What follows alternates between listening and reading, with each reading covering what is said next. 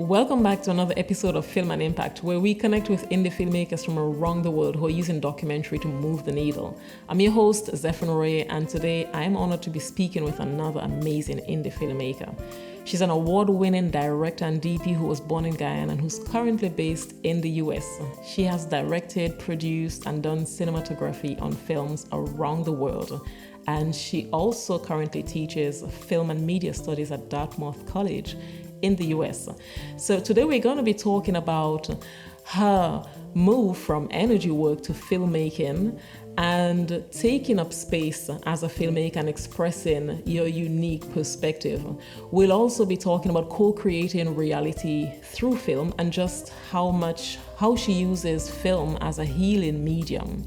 So I've had the pleasure of seeing some of her work and it has been a lovely experience. And we're going to be talking also about some of her films, past and current projects that she's working on. So it's with immense pleasure that I welcome filmmaker Iyabo Kwayana to Film and Impact.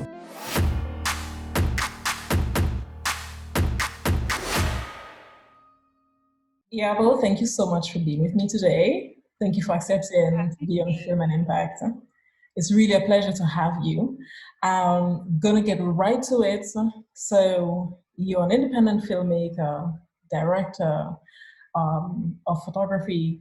You were born in Ghana, but you grew up in the Caribbean and in the US. Tell me a bit about your journey from there to becoming a filmmaker, why you became a filmmaker. Sure. First, thanks for having me. I was really surprised to get the invitation. So I grew up the first 4 years of my life. I was born and raised for the first 4 years of my life in Guyana. And then every summer we would go back and forth. And I was born to a Guyanese father and an African-American mother from the South. So how I ended up becoming involved with film was there's twofold. It's sort of a twofold way. First, my mother put me in a 35 millimeter camera class when I was 7 years old. Wow. We just moved to San Diego, and we actually got a chance to experiment with darkroom photography and framing and composition. And now that I look back on it, it's pretty amazing that they let us do that at that age. Yeah, that's Yeah. pretty unusual. And we even experimented with printing our own photographs. Of course, we had supervision with the chemicals and everything like that. But so cameras were always around, and cameras. My mother always let me use her cameras, and I was always taking them out and taking friends and filming them and, just having fun. So I didn't really think of it as a profession, but I was also interested in energy work from the time I was probably in middle school. I started using crystals, and then someone taught me how to do Reiki, and I became a practitioner of Reiki and then later started teaching it.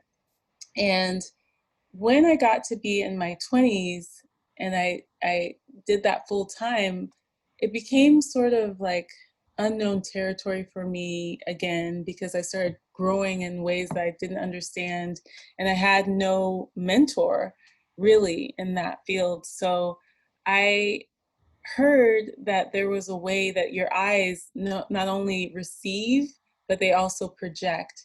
And so I started thinking, this thing with cameras, maybe there's a connection to how I can co-create my reality instead of just being a vessel for other people's experiences and helping them through their healing on that level. So for me, filmmaking became a place where I could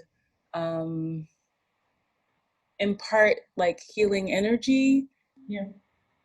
but without just being a receptacle, a vessel. So visualizing things and projecting them and hopefully having that have an impact on the audience. That's mainly, I would say actually it was a critical point that, and also I started like doing background singing, and that was another way of trying to co-create, instead of just like receiving energy. How did that link to the filmmaking, the background singing? Was it more in link with the energy work? Yeah, I think that, so just to back up a little bit, one thing that I learned early on was to appreciate subtle energy, and how subtlety can really shift people's energy. And that I learned through traditional Chinese medicine when I studied abroad in China in the senior year of my college experience. But I wasn't very good at taking up space and expressing myself. So the voice and like the visioning and projecting my vision became active ways to not just engage the subtle energies, but also to be more active and co-create in my So reality. yes, in a certain way, like making films as a way of affirming your vision also of the world and how you saw things also.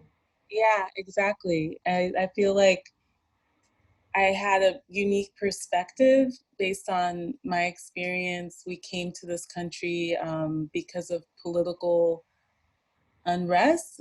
My father was a very political person. My uncle was assassinated in 1982, and that just brought us to the United States. And I had a very unique perspective that I didn't usually feel comfortable expressing. And so I think that's one reason why I went into the energetic healing arts, because I was very sensitive and I could sense other people's needs. And I think the other end of that is really not just sensing someone else's needs, but like how do you actually take up space and create the world that you want to see. Yeah. So a lot of like what I want to see has to do with oneness of humanity and um, shifting of old paradigms, and that's something that the medium of film lends itself to really beautifully, I think. So do you feel that how does your energy work? How does this flow into your filmmaking work? Do you feel that this your experience from before helps you to understand your characters better or in ways that are unique Yeah, based on your background? that's really interesting because I had no idea that that's what I was doing. I really thought that I was running away from one path and using another path as a means to kind of still be myself, but Yeah. to develop. And now I do feel that I do have a sensitivity to the world, I guess, and that I can use that through mostly image making. Like there's this poem by Gwendolyn Brooks, and it starts off, each body has its art. And she just talks about how every body has its grace and beauty, and regardless of its state of being, whether it's like a lowly state or an exalted one, she could still recognize the beauty and the identity. And I think that really resonated with me early on. And whenever I picked up a camera, I started thinking like, I consciously was observing beauty unfolding before me. And that itself was a process that I practiced when I was doing energy work, because whenever you observe the beauty in a thing, it actually expands the energetic field of the thing, and it sort of shifts. So as you shift your perception of it, the thing, it shifts as well, like the actual state, the energy state of the thing. So I think those lessons became really powerful ones that I began learning once I had the opportunity to be behind a camera more. I was always like looking, not to like, to kind of restore dignity in the people or the animals, or in the things that I was witnessing through the camera lens. You were focusing more on like the impact that you were going to have of the work and less on the experience itself of creating it. No, I think it was the experience of shifting my vision. So if ever I was I think the first time it really clicked was when I was in Brazil and I saw a lot of hard things happening around me. And I just used my camera. At that time, I was taking pictures of like nature um, to kind of shift my perception, you know, as an exercise of shifting my perception. And then I started kind of turning it. It was very much experiential for me, not just about the product of like how is this gonna affect the world? Yeah. And was this during the time that you were also doing the project with the media literacy project with the kids? That was a little bit later. That came later. I decided to do the media literacy project because um, my first job outside of college was working at a foster care camp. And we had a bunch of students that had, a lot of times they either had extreme behaviors. Either they were very quiet or they would be explosive. And then a friend of mine and I, we decided to teach them filmmaking, and they completely leveled out. Like the quiet ones became really engaged and talkative, and the ones that were more active and explosive became peaceful. It was just like miraculous. So from that point on, I thought, okay, this does something to your brain, like making films or making art in general, but film in particularly, because you're like creating images and projecting them into the world. It can shift your psychology. And so that's how I started doing that with young people. And then I started teaching in the Oakland Unified Schools, and I tried to kind of mix photography and film into that. And then I realized that in order for me to actually have an impact, as you say, I really need to have a everyday practice of image making. And in the result, like first it was this idea of being a better teacher, and then I just realized how much I loved it and how much creativity and stories were inside of me that I wanted to express. And so it's kind of leveled out to being both. Because Both for you me, are a teacher, you also, still teach right now. yes. And right now I'm teaching, so I'm like helping midwife other people bring forth their own visions and facilitate that for them. Okay.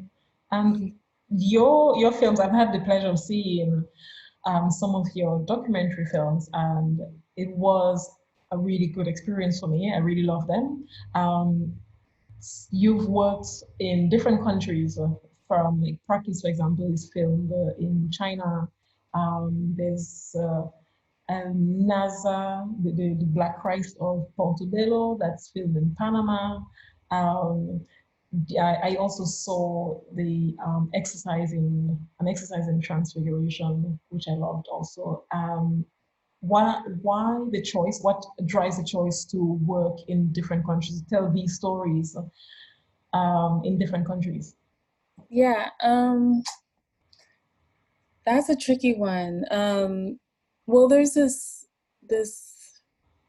musician that a lot of people know about. His name is Nusrat Fateh Ali Khan, and he was a Pakistani Qawwali mystical musician. And if you ever hear his work, oh my gosh, you'll be transported. Anyway, he once said that creativity is like lingering in the atmosphere and it's just waiting to be born. And a lot of times I think that that's true for me, because sometimes I don't consciously go and intend to make a film. It really finds me, and I think it finds me at the level of consciousness, and then you have to be receptive to that, and then from that point on you co-create. So the way that practice came to me was crazy. I started hearing because I had lived in China, so I understand a little bit of Chinese. And I started hearing counting over a loudspeaker, and I was like, I was about to do my, in my imagination, to do my thesis film. I had no intention of going to China to shoot. And then I saw a picture. So I got these little fragments. I saw a picture of these boys, and I emailed my friend who is Chinese and lives in China. And I said, hey, can you find out where this is? I want to know more about this place. And she said, sure. And then by like the next day, even though I hadn't intended on filming there, she's like, oh, we have permission to film here, but you have to come in 2 weeks. Oh, And wow. she's an amazing producer, like, oh my goodness, very persistent. And I don't think she even knew that she was a producer before producing Practice. And from there, I feel like what was in my imagination, the seeds of that, like counting and, you know, those fragments that were coming together, they proved to be a tremendous lesson for me at a time when my mom was sick. She was, you know, she had cancer, she was a school teacher. So the way that I ended up finding the story afterwards was through listening to my own emotional experience with my mom. And I was like, oh, this is what she's trying to tell me. Practice. Use the practice to transcend the mundane reality and find something sublime within that.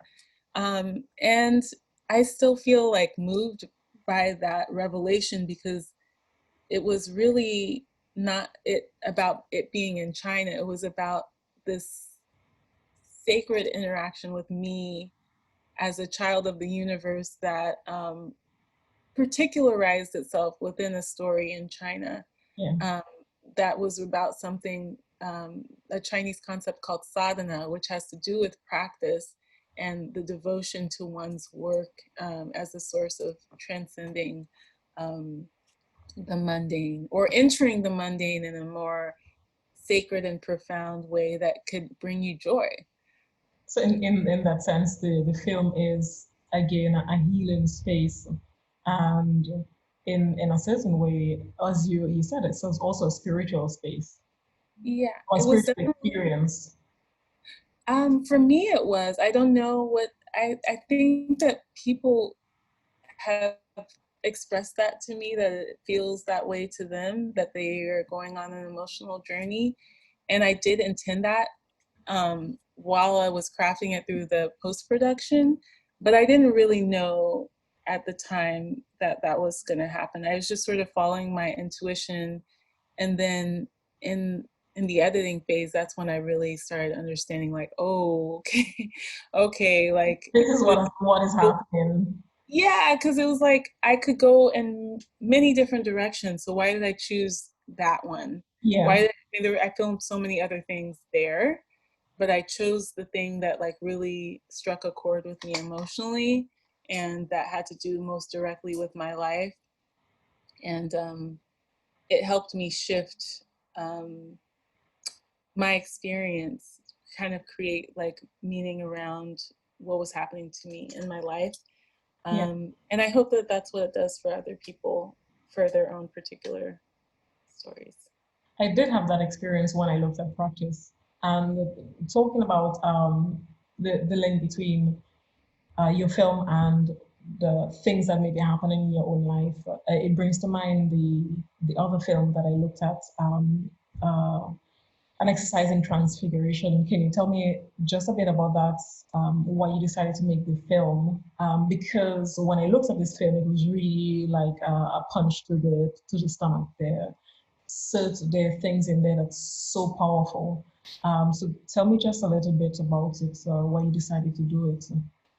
Sure. And I'm also curious what some of those images are that you felt like most, like what impression they left on you as well.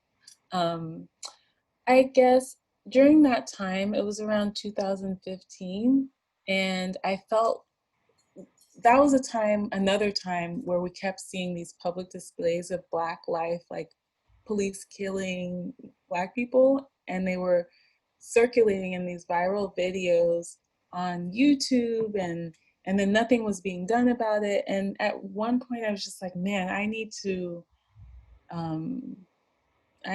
have reshape the meaning around this narrative for myself.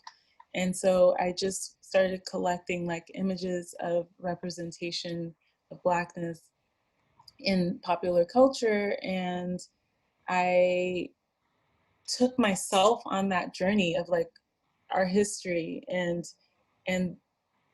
tried to create a narrative that was empowering. So in Exercise in Transfiguration, it starts off, the first thing that you see is the landscape, or no, you see a NASA rocket descending, and then you see the landscape of the United States. The first image that you see is a First Nation person, which I did deliberately, even though the story is not about them, but I could not like touch soil on the United States without invoking solidarity around the indigenous people, even though the narrative began, was about Black people. Then you see a whole slew of very hard to watch images, from eating cotton all the way to lynching, violence against Black folk. But then I think it starts to shift when we see the Oscar Michaud short film. It's a little piece of it, an excerpt of it, and the kid gets away. He has a noose around, they put a noose around his neck, and he gets away, he runs away. They think they shot him, but yet he in the back goes away into the sunset. Then I feel like that was the turning point of that narrative. And I brought in the winds of the Wizard of Oz, because I was like, we gotta shift this. And that tornado that came and took Dorothy away to Oz, I wanted to invoke that. And I used it was a collage piece. So to kind of symbolize that this thing is gonna change. It's not gonna be the way that we see it like now forever. It has to change, because we've got the spirit of the ancients with us. And so, and all the elements culminating to just flip the script. And I think part of that flipping of the script had to do with me, like being able to let alone that narrative of like just ingesting images of Black death. Yeah. And I think well, you were asking just before what was my experience with the film. I think that you were talking about things that happened in 2015, and some of these things, I do think that there were efforts to keep it in the space of the mundane. Seeing somebody get shot on camera, somebody who's not armed and who's running away, but unarmed, not hurting anyone, getting shot in the back like several times. Those things were kept on in the space of the mundane. Have you seen a teenager get shot just for being on the street? Like there's so many of those incidents, and I think what that piece did for me was raise it out of that space of the banal and mundane that it has been in for a long time, and bring it to the forefront. Take it into a space of reflection, because it wasn't there were images that were shocking, but there were also spaces that were for me meditational. There were also spaces of introspection. There were the silences, and I think I bring it. How would I say that? As an accent, I think, on certain things that linger on the absurd. So that's why for me it was really a very powerful experience looking at that short piece. I loved it. I was thinking that, like, even now it's still relevant, because It is definitely. like watching, why would now you're hearing this narrative, we have to play this video, we have to play this clip, and then they'll show like the whole clip of George Floyd and the police officer on his neck, And on one hand, it's enlightening, and it's moved us to action on a certain level. But then it's also, why do they? There's like two sides. Like, why do you have to play? Like, what kind of effect does that have on his family to have that out in the public sphere? So I think it's a double-edged sword, but you know what I mean? Like, Yeah, I see what you mean it's there. something that is repeated too, which Yeah. is why it's like all the newscasters say, okay, we have to play this clip now. All right. But that's what they said before. We have to play this. And then actually now we've gotten some action based on that. But yeah, I think it's important to kind of interrogate the images. Yeah, I think that the I imagine that some would say, well, it's still important to play these clips so people don't forget, so that it doesn't get relegated to the mundane, that it doesn't get relegated to, it's past. So we've dealt with it, but okay, you protested, some things changed, it's done, that's enough. It might be a way of saying it's still happening. This is to remind you it's still happening. On the other hand, I do believe that it's good for ratings for some television stations, and they're not using it necessarily to advance any cause, but for their own interest also. So it is definitely a double-edged sword. So I think it does depend on people's intentions and definitely the actions, that they take toward actually driving some form of change. Yeah, and then like we have to kind of be vigilant, since people have intentions about our own intentions when we receive like, what are we going to do with this information, Yeah. And in this case, people allowed it to stir them up instead of to let them feel defeated. Yeah.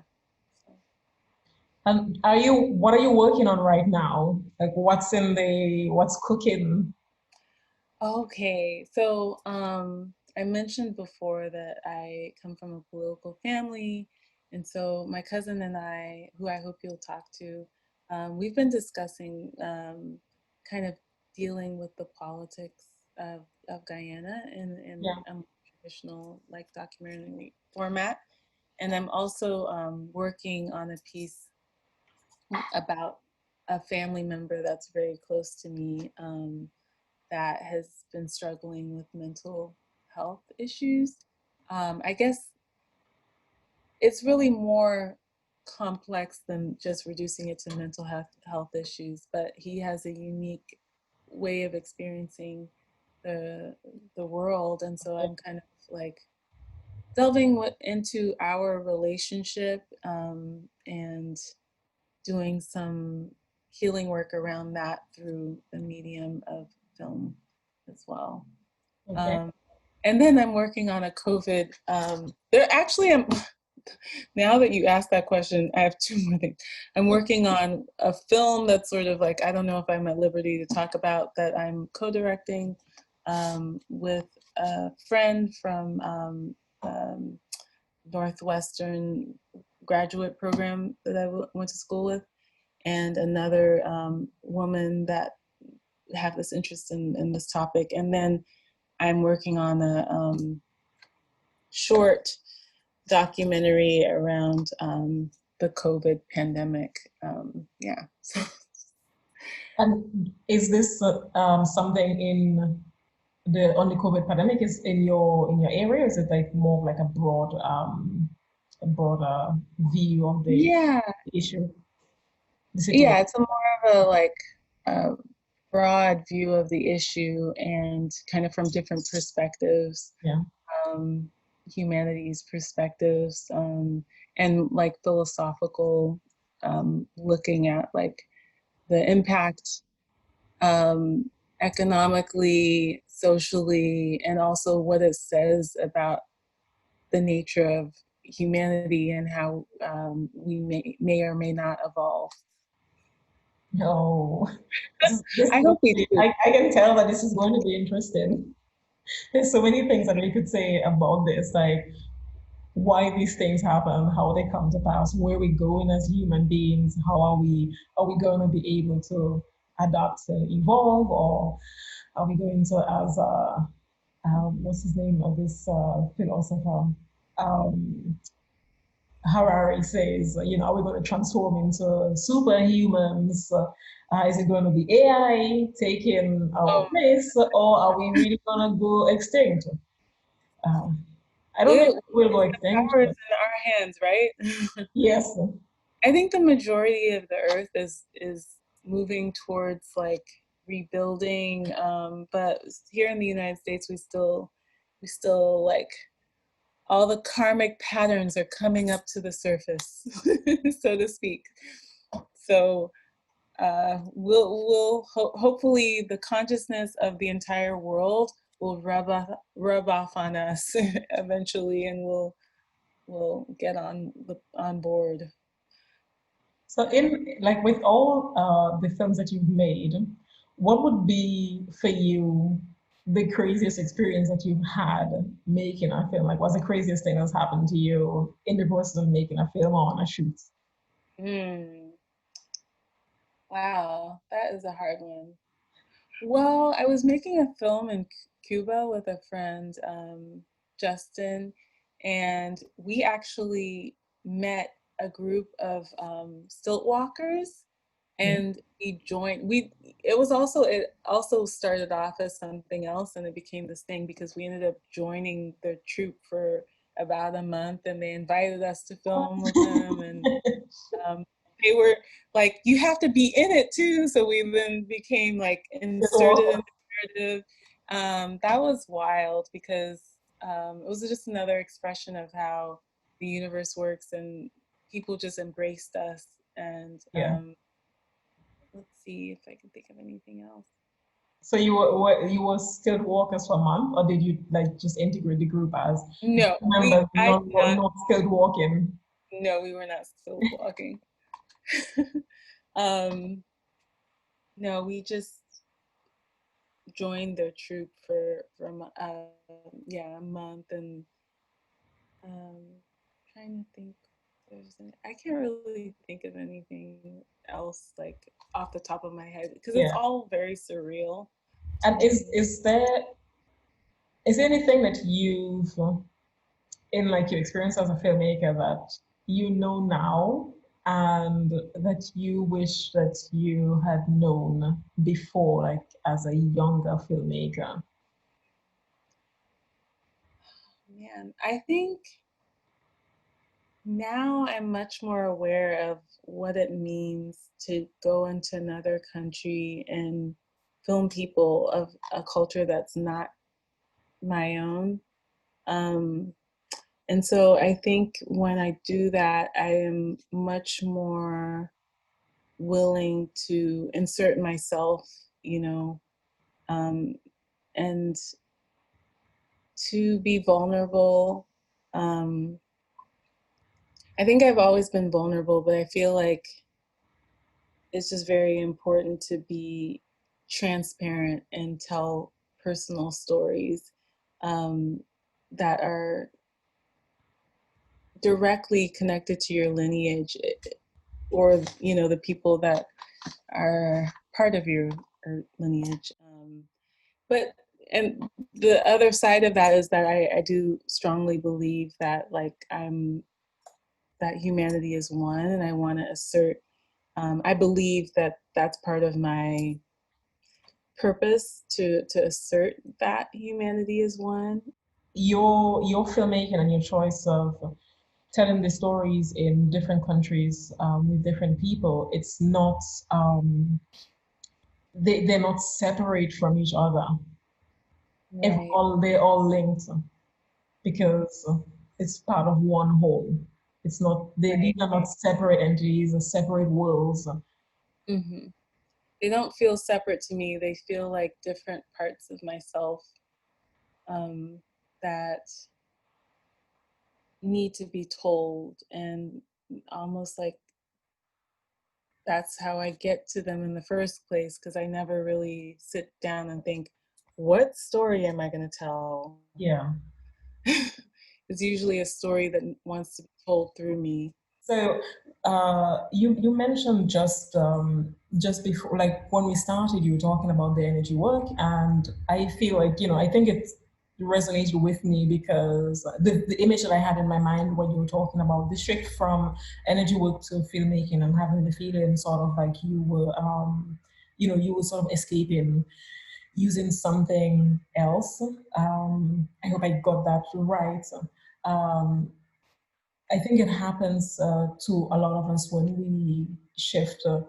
For example, I was a teacher, and then I moved to producing, and for a while, like I had to find the balance also in my own mind, like make peace with myself to not like separate both things, because I had a lot of difficulty in the beginning finding how both things meshed together, how they complemented each other, and how they worked absolutely perfectly together. In the beginning, I was like, you're either this or you're that. So if you're producing, you're no longer teaching. But I love teaching. I had a calling to be sort of like a guide, like from since I was a child. So at the same time, I love storytelling and I love making films. I was like, there was this difficulty. So what you said about moving from energy work to filmmaking, like if you think of it really as jobs, then they seem like, oh wow,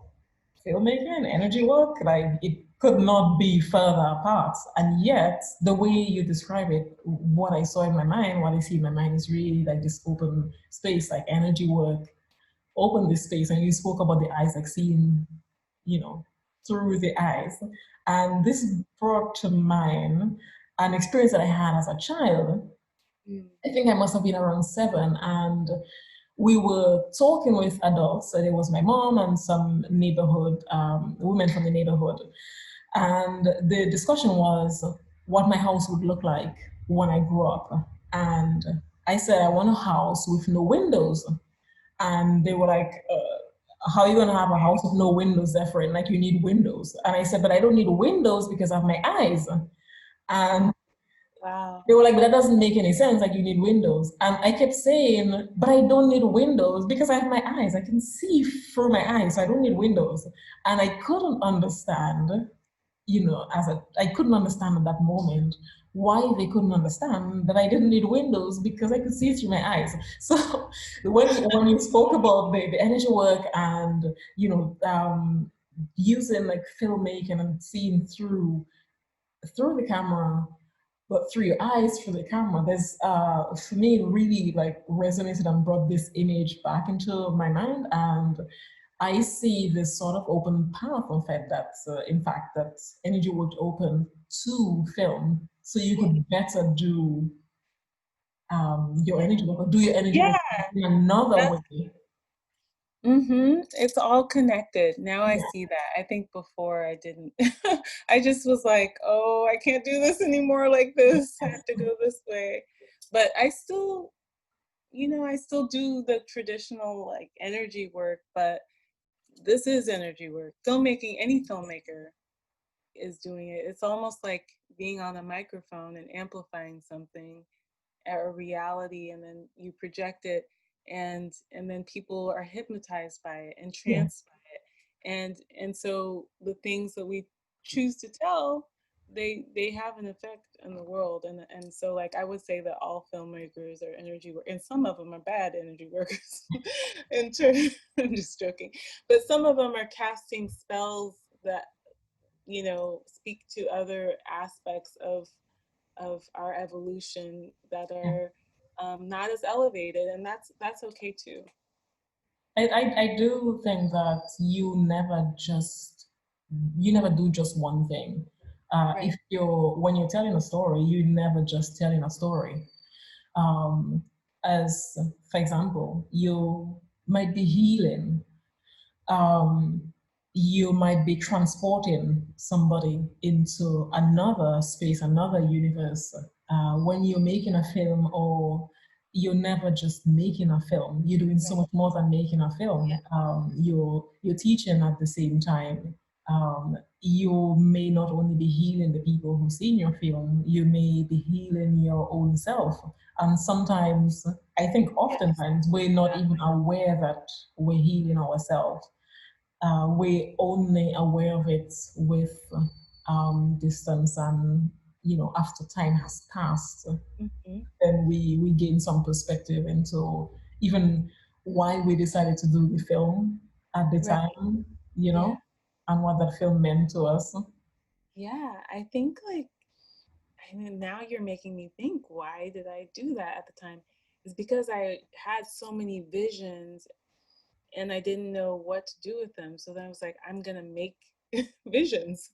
I'm gonna Yeah. make visions instead of like just seeing them and not knowing what to do with them. And I I think that it does start with self-healing.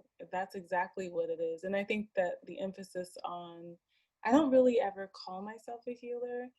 I call myself an energy worker, but yes, I do feel like the person that I'm healing is myself, and through that I want other people to be positively affected, transported, entranced um, by that process and liberated as well. Um, yeah, and I think that it's really powerful what's happening now. There's so many image makers that are doing the same type of work of like light work, and shadow work, and just going into these like hidden spaces in the recesses of our experience as human beings, and kind of like bringing them into the light. And now that it's happening more and more, it's like creating more of a transformation in consciousness, I think. Yes, it Yeah. is. It And is. in the spiritual sense too, but Yes. yeah. I had a conversation with Amada Turela, and we were talking about storytelling, and Oh, wonderful. yes, she is. And she was saying that how filmmakers right now, like independent filmmakers, they're telling so many different stories, so many different narratives, and they're doing it in such different ways that they're stepping away from the conventional and traditional storytelling, um, the traditional narratives, to tell stories in so many different ways that right now the ways that we tell stories are changing. So the experiences that we create around storytelling are also changing. And as these are changing, then we're also changing the experiences for the people who look at our films, and we're making changes in the world around us, even if we don't see these changes immediately. But we might see the effects of these ripples, in years down the line. Yeah. Yeah, we're so used to this like 3-act structure, Yeah. um, narrative, and there's so many different ways to tell a story. If you think about how your grandmama told a story, it might be a whole week before she got to the end of the story. Yeah. Or, That's um, what my grandmother tells me like stories. there's so many different ways to approach, you know what I'm saying? Yes. So, and then there's some people that will never get to the point Yeah. of their story. You'll never, it's all shrouded in all this like, metaphor and symbolism, and they know exactly what they're doing, but it's not explicit. And so I think that that is like what Amada said. Yeah, Yeah. it's these different forms of expression and cultural expression as well, like just coming to the surface, and it's really beautiful. A lot of like Yeah. non-linear Yeah. um, forms that are like, I mean, yes, I definitely belong. I think this tradition that I'm entering into as an experiential, I don't really say experimental, although there's nothing wrong with that, but um, filmmaker is a part of a greater tradition that is like centuries old of storytellers that use non-traditional means and sometimes traditional means as well.